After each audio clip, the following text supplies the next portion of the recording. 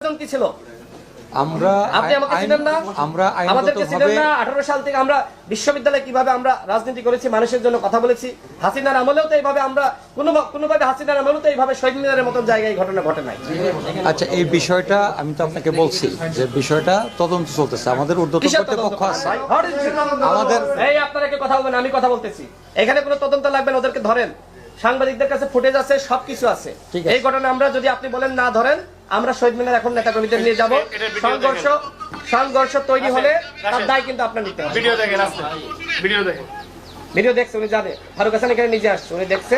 এই ঘটনায় অবশ্যই আমাদের সাথে প্রয়োজন যান, আমরা সহযোগিতা করব, ওদেরকে আমরা চিনিয়ে দিব। এইভাবে ছাড় দিতে পারি না। আমাদের তো শরীরে রক্তক্ষরণ হচ্ছে। ফ্যাসিবাদের বিরুদ্ধে লড়াই করে এখন এই সরকারের নাম নিয়ে নাকি এরা নাকি সরকারের সংগঠন। কিসের সরকারের সংগঠন? আমরা সরকার আইনগত ব্যবস্থা তো আপনি এইভাবে যেতে হবে আমাদের সাথে। আমরা